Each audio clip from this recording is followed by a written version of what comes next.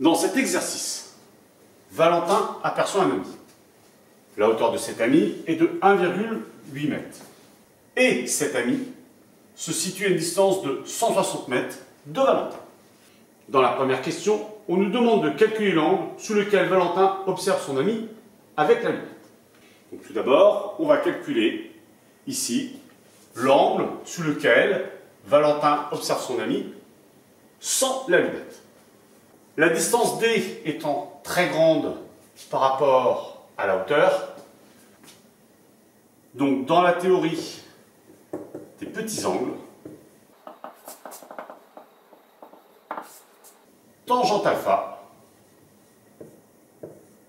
est égale à alpha. Par conséquent, alpha ici, c'est égal à tangente alpha. La tangente, c'est bien le côté opposé sur le côté adjacent, donc la distance D ici, ce qui nous donne bien H divisé par D. On va donc réaliser l'application numérique. Alpha est égal à, donc H qui est 1,8, divisé par la distance qui est 160, ce qui nous donne numériquement une valeur de 0,011 radian. Maintenant, on va calculer la valeur de l'angle alpha' avec lequel Valentin observe son ami en utilisant sa lunette. D'après le cours, le grossissement de la lunette G est égal à alpha' divisé par alpha, où alpha' est l'angle avec lequel Valentin observe son ami avec la lunette, et alpha, l'angle avec lequel Valentin observe son ami sans la lunette. On peut donc écrire ici que alpha' est égal à alpha fois G. Il nous reste donc à faire l'application numérique.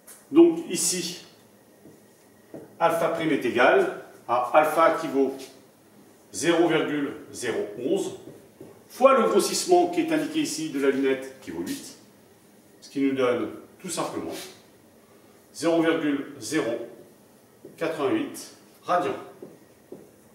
Donc ce résultat est donné sans chiffre significatif. Avec le nombre de chiffres significatifs qu'il faut, c'est-à-dire un seul ici, ça nous donne 0,09 radians. Dans la deuxième question de l'exercice, Valentin lit sur la notice que l'objectif a une distance focale de 30 cm. On nous demande alors de déterminer la distance focale de l'oculaire. Donc, en nous appuyant sur le schéma d'une lunette ici à droite, on en déduit que le grossissement G est égal à la distance focale f'1 de l'objectif divisé par la distance focale f'2 de l'oculaire.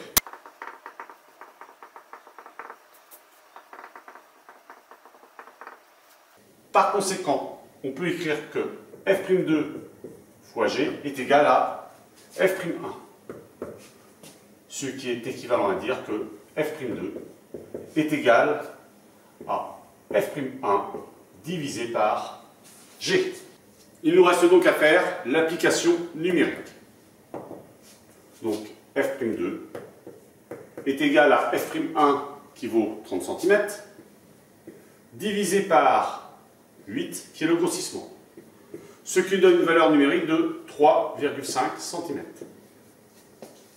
Or, ce résultat ne respecte pas le nombre de chiffres significatifs. En effet, on a bien ici un seul chiffre significatif, on devrait donc en avoir un ici. Donc, on doit écrire que f'2 est égal à 4 cm en respectant le nombre de chiffres significatifs.